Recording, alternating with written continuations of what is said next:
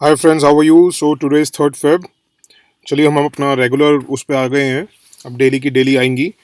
तो देखिए पेज 5 पे ना एक न्यूज़ थी। उसमें कुछ आइडल्स को तोड़ दिया गया है। वो कह रहे हैं कि ये इररिपेयरेबल है। बेसिकली उसमें कुछ पढ़ने वाली चीज़ अपने for as prelim is concern उसमें कुछ नहीं है। हमें क्या देखना है उसमें, जैसे ये था Indian National Trust for Art and Cultural heritage. जैसे मैं आपको पहले ही बता चुका हूँ, जैसे बॉम्बे नेचुरल हिस्ट्री सोसाइटी का पूछ लिया गया था, क्योंकि हर साल कुछ ना कुछ वो करते रहते हैं। वैसे ही ना Indian National Trust for Art and Cultural heritage के बारे में बहुत ज़रूरी है। अगर मैं आपको ऐसे क्वेश्चन पुट कर दूं ना, आप हमेशा ये, मैं डेफिनेटली कह सकता हूँ, आप ये कहोगे कि ये यूनियन मिनिस्ट्री ऑफ कल्चर की बॉडी है। ठीक है, बट ऐसा नहीं है। ये भी मैंने आपको पहले भी बताया था, मैंने बताई थी आपको कि 95% केसेस में ये होता है कि ऐसी जब भी बॉडीज़ पूछी जाती हैं, एनजीओ होती हैं या नॉट प्रॉफिट वाली होती हैं या कोई हाउसिंग सोसाइटी, मतलब कुछ भी सोसाइटी हो सकती है, they are not under government. 95% cases में ऐसा होता है। तो हम ये कोशिश करते हैं कि हमारे को जब क्वेश्चन आए तो हम 100% श्योर हों कि क्या है। तो जब भी ऐसी सोसाइटीज़ आती हैं, क्योंकि बहुत इंपॉर्टेंट है ये सोसाइटी ना, Indian National Trust for Art and Cultural heritage, ये बहुत बार इसका आता रहता है नाम। तो ये नॉन प्रॉफिटेबल है। सोसाइटीज़ रजिस्ट्रेशन एक्ट 1860 ये याद रख सकते हैं, क्योंकि जितनी भी सोसाइटीज़ बनती हैं वो किस एक्ट के अंडर बनती हैं ये हमें पता होना चाहिए। ये मैंने आपको थोड़ा सा बता दिया है। 1984 में दिल्ली में बनी थी। ऐसा कुछ ज़रूरी नहीं है, ऐसे क्वेश्चन कभी नहीं आते। बट मैंने आपको थोड़ा सा विजन देने के लिए आपको दे दिया है कि इसको हेरिटेज अवेयरनेस और कंजर्वेशन इंडिया के लिए विजन थीम की इसलिए बनाया गया है, क्योंकि यूनाइटेड नेशंस ने इसको अवार्ड भी दिया था इंटेक का, यूनेस्को ने बेसिकली। तो ये देखने वाली बात है कि इंडियन, आप बस ये बना के चलिए कि इंडियन नेम्स एंड प्लेसेस वाली अपनी फाइल में कि Indian National Trust for Art and Cultural Heritage, it's a not profit charitable organisation under Societies Registration Act. आपको पता होना चाहिए जो सोसाइटीज रजिस्ट्रेशन होती हैं ये किस एक्ट के अंडर आता है। ठीक है, तो उसके बाद एक एडिटोरियल पे था कि ये बेसिकली था कि इलेक्शंस को लेके चार, लेफ्ट साइड पे जो पतली वाली कॉलम होती है उसके अंदर था कि जो 4 स्टेट्स में इलेक्शन हो रहे हैं, that is not important for us, prelims is concern. तो इसमें एक जगह था कि plantation workers and descendants, tea tribes, x tea tribes, they comprise almost 20% of Assam's total population. तो डिसाइसिव फैक्टर है। तो थोड़ा सा हमें इनका पढ़ना चाहिए क्या है टी ट्राइब्स। बेसिकली क्या था, टी गार्डन में काम करने के लिए जो ब्रिटिशर्स थे ना, वो 19th सेंचुरी में, मिड 19th सेंचुरी मतलब 1850 के बाद उड़ीसा से, मध्य प्रदेश से, बिहार, आंध्र प्रदेश, वेस्ट बंगाल से टी प्लांटेशंस में काम करने के लिए लेके आ गए थे लोगों को, लेबर्स को। तो आके ना ये परमानेंटली सेटल हो गए थे असम में। ठीक है, तो उनको टी वर्कर्स कहते हैं या जो एक्स टी ट्राइब्स कहते हैं। इनको गवर्नमेंट ने ओबीसी का तबका दिया हुआ है, वहाँ की स्टेट गवर्नमेंट ने, याद रखिएगा। ये लोग क्या है कि they play a major role in tea production of the state. ठीक है, और ये इकोनॉमिकली बहुत बैकवर्ड हैं और ये चाह रहे हैं हमें शेड्यूल्ड ट्राइब का स्टेटस दिया जाए in the state of Assam. ये याद रखिएगा, they want ST status but they are given OBC status. अगर क्वेश्चन आ जाता है टी ट्राइब्स या कुछ भी ऐसे करके, क्योंकि 2020 में भी 3-4 ट्राइब्स का आया हुआ था, इसमें भी इसका नाम था, राजवंशी का भी नाम था, तो हो सकता है ये पूछ लें। उस टाइम आपने 2020 में तो अपने नोट्स में इसको कवर कर लिया होगा। बट टी ट्राइब्स अभी आया तो मैं बता दूं आपको कि ये इंपॉर्टेंट है। कभी पूछ सकते हैं कि they are given scheduled tribe status, ऐसे 3-4 स्टेटमेंट्स आ सकते हैं। No, they are be given OBC status, they want ST status. Tea के बारे में बात चल रही तो टी का देख लेते हैं थोड़ा सा। Tea cultivation in India, India second largest producer है in the tea in the world after China. और अगर एरिया वाइज देखा जाए ना, तो एरिया वाइज भी हम सेकंड है। मतलब जितने एरिया में हम चाय उगाते हैं उसमें भी हम सेकंड है।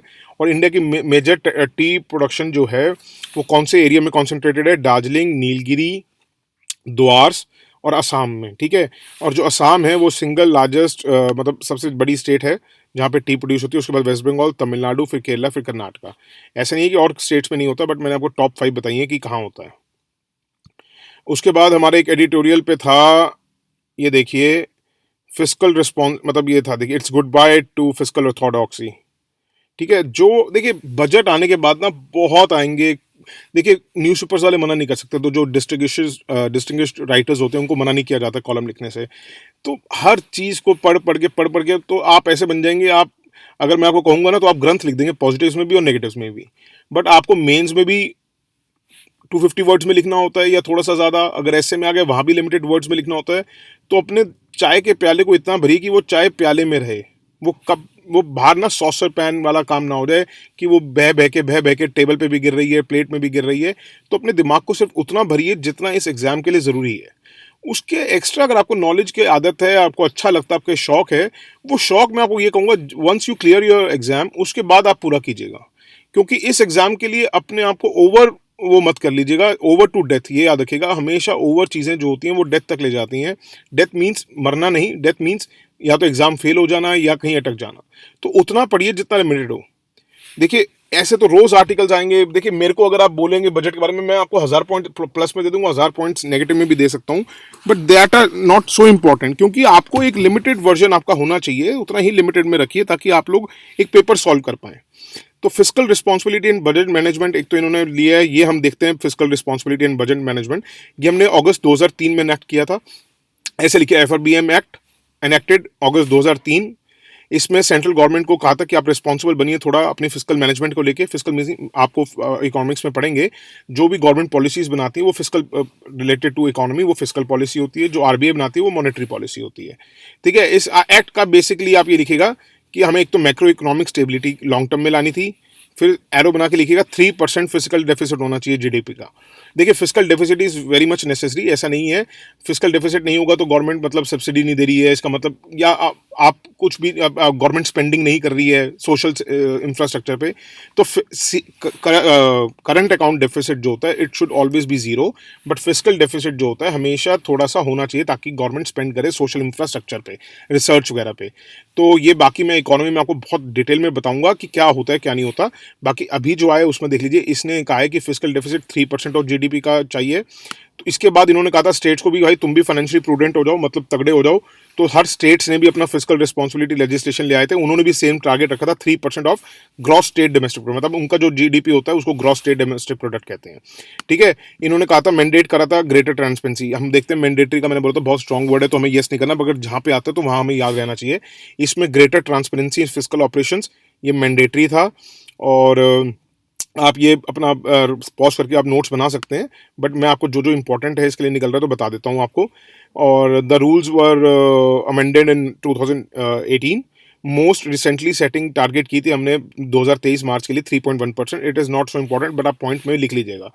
ठीक है, NK सिंह की कमेटी बैठी थी इसके ऊपर। बेसिकली NK सिंह कमेटी के बारे में कभी बात हो तो ये FRBM पे बैठी थी, तो उन्होंने कहा था 3% ऑफ GDP हमें मार्च 2020 तक करना है, उसके बाद हम करेंगे इसको 2.8% 2021 तक और 2.5% 2023 तक। अब ऐसा नहीं है कि 3% दे रखा है तो हिंदुस्तान ने हर बार 3% अचीव कर रहा है, ऐसा कुछ नहीं है, हमने नहीं अचीव किया है। और इसके अंदर कुछ रिलैक्सेशंस भी दी गई हैं। क्या है रिलैक्सेशंस हैं?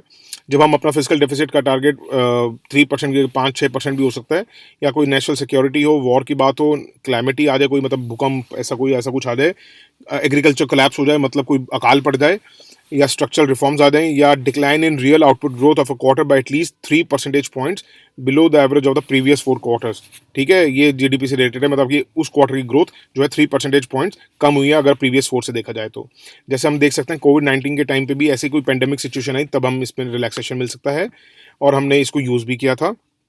ठीक है, अब उसी आर्टिकल पे चलते हैं। इसके बाद क्या लिखा है इन्होंने? Macro economic stability. Macro economic stability basically का इसका मतलब क्या होता है, आपको ये टर्म्स का मतलब पता होना चाहिए। तो जहाँ हमने नेम्स प्लेसेस टर्म्स का करें तो वहाँ टर्म्स लिख लीजिए ताकि कभी आए तो आपको एक बेसिक अंडरस्टैंडिंग हो ये होता क्या है, ताकि अगर आपके पास जब ये क्वेश्चन आए डायरेक्ट कोई नहीं आएगा कि what is macro economic stability, but अगर आपके पास आता है तो आपको पता होना चाहिए कि अगर ये किसी क्वेश्चन के अगर किसी ऑप्शन में ये इसका नाम लिखा गया मैक्रो इकोनॉमिक स्टेबिलिटी तो यू मस्ट नो कि मैक्रो इकोनॉमिक स्टेबिलिटी क्या होता है।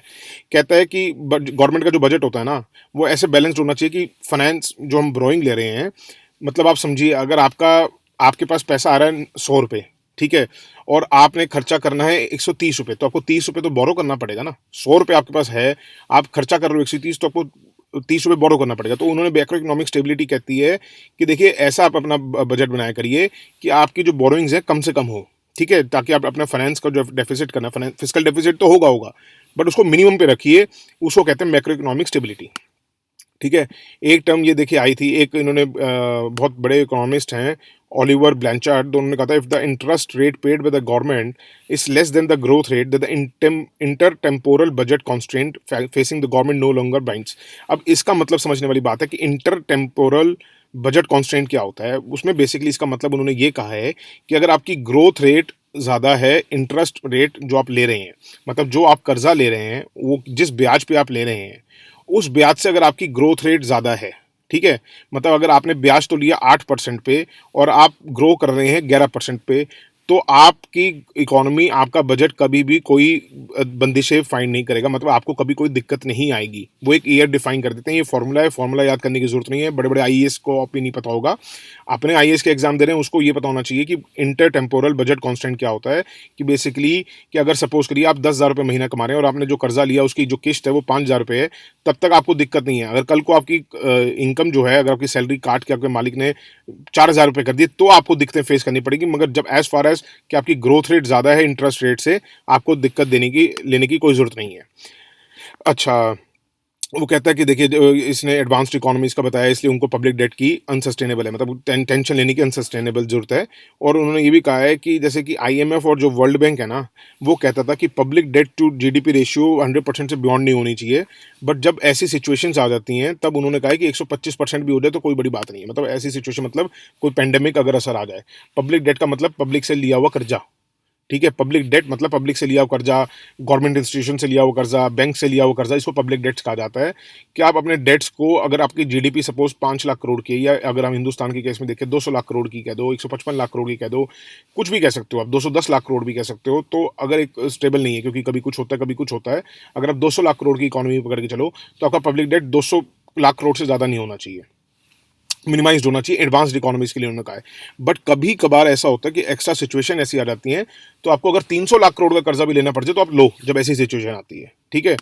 और हमारे इस इन्होंने लिखा है कि given India's growth potential we do not have to worry about debt sustainability until 2030। ये बेसिकली जो ये इंटर टेम्पोरल बजट कॉन्स्टेंट हमने पढ़ा है, इसके बारे में लिखा है कि जिस हिसाब से हमारा ग्रोथ रेट चल रहा है और हमारा जो हम जिस रेट पे कर्जा ले रहे हैं, हमें 2030 तक तो चिंता करने की जरूरत नहीं है। मतलब हमारे मालिक ने फिक्स कर रखा है कि हमारा ग्रोथ रेट ज़्यादा रहेगा। कल को क्या हो जाए वो बात अलग है, हमारी कमाई वो जैसे मैंने आपको बताया 10,000 से 4,000 हो जाए, वो 2030 के बाद में देखेंगे, अभी 2030 तक हमें कोई ज़रूरत नहीं है। और एक बड़ा अच्छा, ये छोटे छोटे पॉइंट्स नोट करा करिए। जैसे another concern is that a large fiscal deficit can fuel a rise in inflation. आप देख रहे होंगे कि इकोनॉमिक्स के जो आजकल पेपर में क्वेश्चन आ रहे हैं प्रीलिम्स में, वो बड़े टिपिकल से नहीं होते कि मतलब आप एक मतलब बेसिक क्वेश्चंस नहीं आ रहे हैं। ऐसी स्टेटमेंट्स दी जाती हैं, it can lead to, it can make impact to, ये 4 स्टेटमेंट्स हैं, उनमें अलग अलग स्टेटमेंट्स दी हुई हैं। तो याद रखिएगा जब लार्ज फिस्कल डेफिसिट होता है इट कैन कॉज इन्फ्लेशन। मतलब लार्ज फिस्कल डेफिसिट का मतलब क्या होता है कि बेसिकली गवर्नमेंट ज़्यादा स्पेंड कर रही है, गवर्नमेंट ज़्यादा प्रोक्योर कर रही है मटेरियल्स, जैसे इंफ्रास्ट्रक्चर पे ज़्यादा खर्चा कर रही है। तो इंफ्रास्ट्रक्चर पे ज़्यादा खर्चा करेगी तो उतनी ही लेबर लगेगी उसको, उतनी ही लेबर लगेगी, लेबर के हाथ में पैसा आएगा, जब उनको काम मिलेगा तो वो ज़्यादा खरीदारी करने जाएंगे। ज़्यादा खरीदारी करेंगे तो ऑब्वियसली 8 की चीज़ वो 9 में भी लेने का कोई बात नहीं, यार 9 रुपये में दे, 9 की चीज़ अगर नहीं मिल रही है छोड़ी है तो भाई 10 में दे दे। ऐसे इन्फ्लेशन होती है इसकी वजह से। और दूसरा क्या है, फिर इंफ्रास्ट्रक्चर पे स्पेंड करेगी तो वो लोहा भी लेगी, सीमेंट भी लेगी। जब इतनी बड़ी प्रोक्योरमेंट आपको पता है गवर्नमेंट जब करती है तो मार्केट में तेजी आ जाती है। तो याद रखिएगा जब भी ज़्यादा फिस्कल डेफिसिट बढ़ेगा तो इन्फ्लेशन बढ़ेगा। ये हमारा पॉइंट्स थोड़े थोड़े ये जरूर याद रखा करिए। और for years now revenue from disinvestment have fallen short of targets. ये स्टेटमेंट कई बार जैसे 3-4 नहीं आती, मैंने बताया था आपको जीडीपी से रिलेटेड आ गया था कि उस ईयर में हमारी ऐसे जीडीपी था, उसके बाद हमारा ये स्ट्रक्चर था। तो याद रखिएगा कि जो हमारा डिसइन्वेस्टमेंट मतलब ये होता है कि जो गवर्नमेंट अपनी कंपनीज जो गवर्नमेंट की अपनी है उनमें से डिसइन्वेस्टमेंट कर रही है, मतलब अपना शेयर निकाल रही है, वो बेच रही है प्राइवेट इन्वेस्टर्स को, या उसका आईपीओ निकाल रही है। उससे क्या होता है कि मगर जो हम टारगेट रख रहे हैं कई सालों से वो हम अचीव नहीं कर पा रहे हैं। ये छोटी छोटी स्टेटमेंट्स जो हैं इनको नोट डाउन कर लिया करिए एक बोल्ड उसमें लिख के, ताकि आपके दिमाग में निकल जाए, तो आप जब पेपर देने लगे तो आपको याद आ जाए कि हाँ हमने पढ़ा था कि हमारे अगर जैसे सपोज करिए 4 स्टेटमेंट्स, उनमें एक स्टेटमेंट ये भी दे रखी है कि revenues from disinvestment have risen in last 10 years. ऐसी स्टेटमेंट्स आती हैं, तभी मैं आपको कह रहा हूँ जो मैं आपको करा रहा हूँ उस पर स्टिक रहिए, आपको थ्रू मैं कराने की गारंटी है मेरी, ठीक है। तो revenues from disinvestment have fallen short of target. तो ऐसे अगर स्टेटमेंट आए, जैसे आया था जीडीपी का था कि GDP has risen in this year, और उसके बाद था कि ग्रॉस वैल्यू देखी जाए तो हम इतने टाइम से इतना राइज कर रहे हैं। ऐसे क्वेश्चन आए 2016-17 में भी। तो याद रखिएगा कि हमारी डिसइन्वेस्टमेंट से रिवेन्यू जो है हम कई सालों से शॉर्ट हम नहीं अचीव कर पा रहे हैं। उसके बाद एक ना न्यूट्रिएंट बेस सब्सिडी को लेके एक आर्टिकल में था, वो आर्टिकल इंपॉर्टेंट नहीं है बट उसमें से जो ये निकलता है क्वेश्चन, न्यूट्रिएंट बेस्ड सब्सिडी ये क्या है फर्टिलाइजर्स के लिए। ये देखिए ये बेसिकली क्या है कि सपोज करिए आप क्रोसिन लेने जाते हैं, तो क्रोसिन में आपने देखा होगा पैरासीटामोल 500 ग्राम है, 500 mg है, मिलीग्राम। और अगर आप क्या नाम है अगर फ्लेक्सोन एमआर लेने जाओ, वो भी पेन किलर है, उसमें देखा जाए तो 325 mg है क्या नाम है पैरासीटामोल। बाकी उसके अंदर कुछ और होता है, पेन किलर वगैरह। तो वो कहते हैं कि अब ना हमें प्रोडक्ट को देख के नहीं देना है, न्यूट्रिएंट बेस मतलब उसके अंदर कितना न्यूट्रिएंट है, न्यूट्रिएंट को देख के हमें सब्सिडी प्लान करनी है। मतलब सपोज मैं आपको दवाई का एग्जांपल इसलिए दे रहा हूँ तो आपको समझ आ जाए कि अगर हमें पहले जैसे अगर सपोज करो क्रोसिन और फ्लेक्सोन एमआर को एक ही उसमें देखा जाता था कि ये दोनों बुखार के लिए ली जाती हैं, तो दोनों को एक जैसी सब्सिडी दे दो, नहीं। अब देखा जाएगा कि कितना पैरासीटामोल किस में है, अगर उसमें 500 ग्राम है, 500 mg है तो उसको ज़्यादा दो, उसमें 325 mg है तो उसको कम दो। तो इसलिए न्यूट्रिएंट बेस्ड सब्सिडी मतलब ये है कि उन फर्टिलाइजर्स में किस हिसाब से न्यूट्रिएंट्स है उसके ऊपर ये हमने देना है। ओवर अ डिकेड हो गया, मतलब 2010 में आई थी ये स्कीम। और इसमें बेसिकली उनको ये था कि इंप्रूव हो जाएगा कि जो लोग बार बार यूरिया यूरिया यूरिया यूज़ करते रहते हैं अपने एग्रीकल्चर में, जो बेसिकली नाइट्रोजन है, तो बाकी ये पीएन के मतलब फॉस्फोरस और पोटेशियम, ये भी बहुत इंपॉर्टेंट न्यूट्रिएंट्स हैं, वो भी यूज़ करें ताकि हमारी खेती ठीक रहे। बट इससे हमारी अगर रिजल्ट देखा जाए तो कुछ रिजल्ट में नहीं आया है। अभी बताता हूँ क्यों नहीं आया है।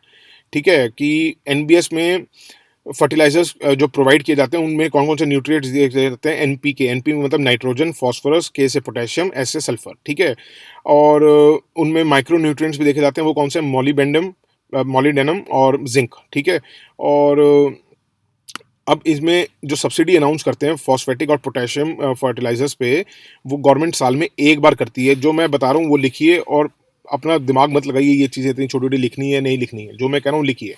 एक तो एनुअल बेसिस पे करती है, पर केजी बेसिस पे करती है। ठीक है, और उसमें वो क्या जब प्लान करती है सब्सिडी कितनी देनी है, वो क्या क्या देखती है अकाउंट में। आपने देखा होगा कि इस बार क्वेश्चन था 2019 में कि एफसीआई जो पैसा देती है उसमें क्या देखा जाता है डिस्ट, और आप लोग सोचते हैं यार प्रोक्योरमेंट कॉस्ट तो समझ आ गई, प्लस डिस्ट्रीब्यूशन होगा या प्लस ग्राउंड रेंट होगा। 90% लोग वो क्वेश्चन गलत करके आए थे। इसलिए मैं कह रहा हूँ इतना ओवर कॉन्फिडेंट मत होइएगा।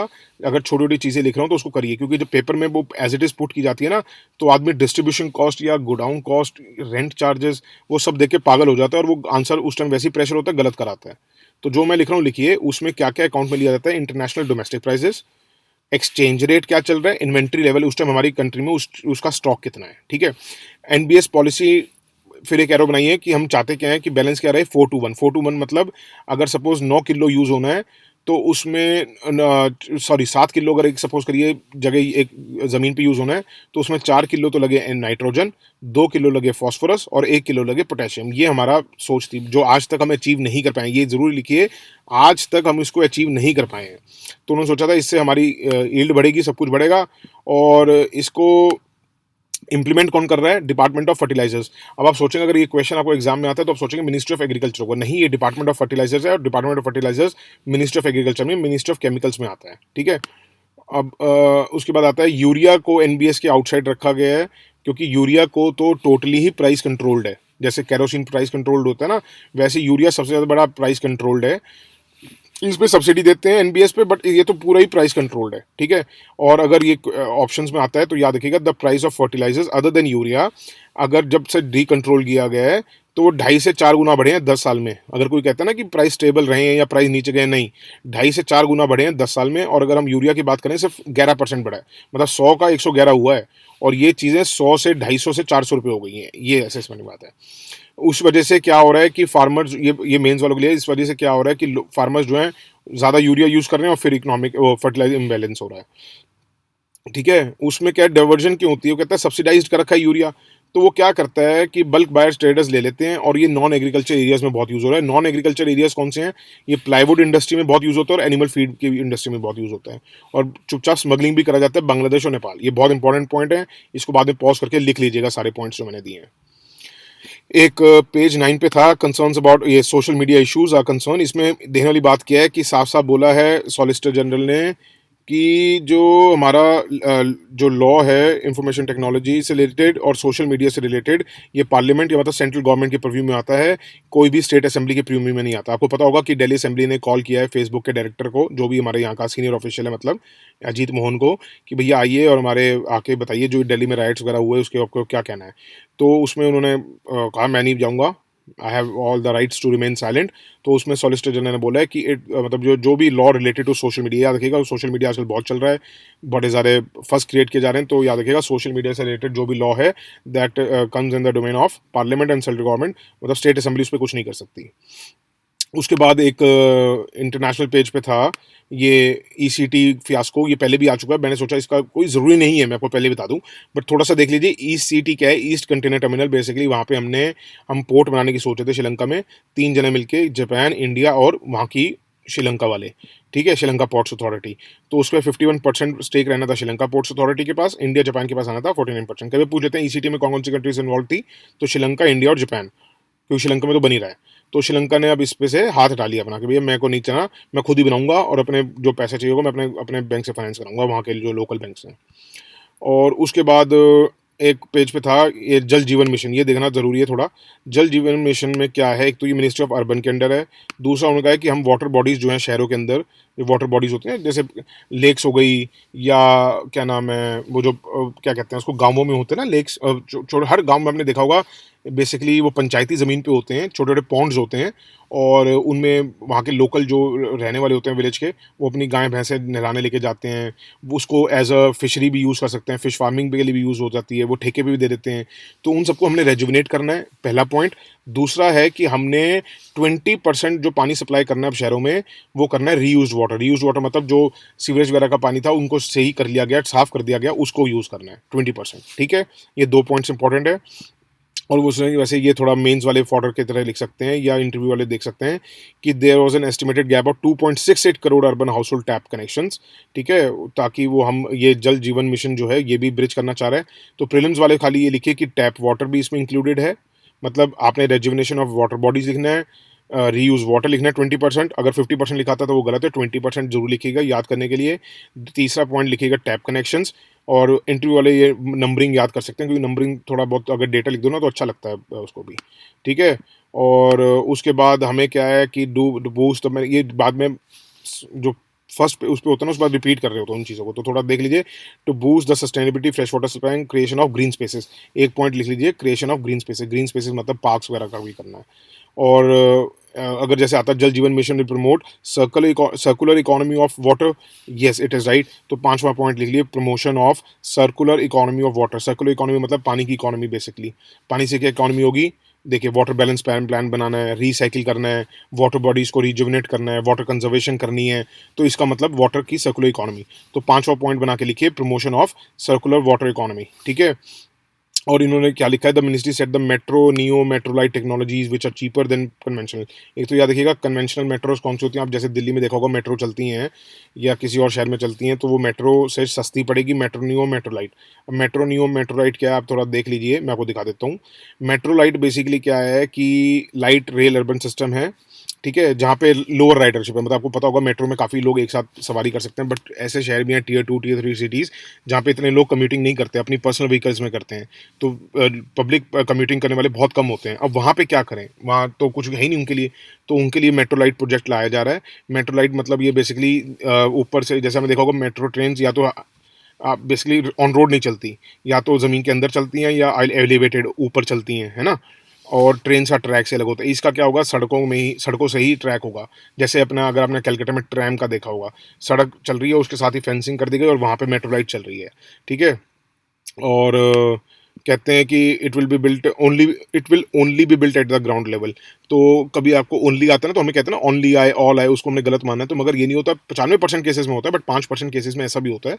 तो हमें उसको अपना अपना मिनिमाइज करने के लिए आपको जहाँ पे ओनली आए तो उसको याद रखिएगा कि it will only be built at the ground level, ठीक है। और डेडिकेटेड ट्रैक्स का मतलब है इसको डेडिकेटेड होंगे वहाँ पे, और कोई जैसे आपने देखा होगा रैपिड ट्रांसपोर्ट सिस्टम चला हुआ है गुजरात में, अहमदाबाद जाओ तो अगर आप, तो वहाँ क्या है कि बिल्कुल सड़कों के बीच बीच में ना, वहाँ से सिर्फ वही बस जा सकती है पब्लिक। अगर आप सोचो कि आप लेके जा सकते हो अपने अगर खाली है तो, बट अलाउड नहीं है, वो डेडिकेटेड उनको ही है, तो आप गाड़ी नहीं लेके जा सकते। वैसे ही फेंसिंग से या उसको सेपरेट कर देंगे, सिर्फ वहाँ पे वही मेट्रो लाइट चलेगी। मेट्रो नियो भी बेसिकली वही सिस्टम है, और ये मेट्रो नियो मेट्रो लाइट दोनों में लाइटर भी हैं, स्मॉलर भी हैं। कन्वेंशनल मेट्रो सिस्टम मतलब जो हमारी मेट्रो ट्रेन नॉर्मली चल रही है उनको कन्वेंशनल कह देते हैं, ठीक है। और ये याद रखिए, it is suitable for the places where the traffic demand is around 8000 passengers कह दो, या where the passenger demand is very low, ठीक है। और दैट्स इट फॉर टुडे। आज हमने बेसिकली काफ़ी अपना कवर कर लिया है, काफ़ी क्या सारा ही कवर कर लिया है जो हम रह गए थे, लैक कर रहे थे। बट मुझे लगता है कि ये कुछ जगहों के लिए पॉजिटिव भी रहा होगा, जिनके बैकलॉग था, पुराने लेक्चर्स नहीं सुने होंगे, तो इन्होंने 3-4 दिन में वो पूरे अपने कवर कर लिए होंगे। तो मेरी आपसे यही है कि आप अपना बस आज मेरे ख्याल से मैं ये 3-4 बजे तक आपको पब्लिश हो जाएगा। ये आपने देखा होगा कि मैंने फर्स्ट वाला और सेकंड वाला लेक्चर आज डाले, कल नहीं डाले। वो मैंने इसलिए नहीं डाले क्योंकि मैंने कहा था कि 2 मिनट लगेंगे, मैं कल डाल दूँगा। कल अगर मैं डालना चाह रहा था, बट मुझे लगा कि आपको बहुत ज़्यादा प्रेशर क्रिएट हो जाएगा 4-4 लेक्चर्स एक दिन में करने का, और मुझे पता था कि अगर मैं डाल दूँगा तो आप लोग एक ही दिन में करने की कोशिश करेंगे, तो मैंने इसलिए डेलिबरेटली मैंने नहीं करा। मैंने कहा नहीं, पहले 2 डालता हूँ, 2 मैं सुबह डाल दूँगा ताकि आप लोगों के ऊपर एकदम से इतना प्रेशर ना आ जाए।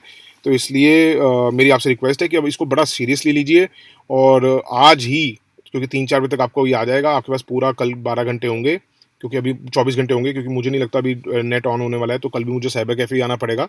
12-1 बजे आऊँगा, 3-4 बज जाते हैं। तो बस आपसे मेरी रिक्वेस्ट यही है कि अपना डेडिकेशन से कल तक अपना जितना बैकलॉग है, सब कुछ है, अपना कंप्लीट कर लीजिए, ताकि हम कल से अपना प्रॉपर वैसे ही स्टार्ट हो, डेली का सुनना, डेली का वो करना। ठीक है? Okay, bye guys, take care, thank you so much for listening, have a good day, bye.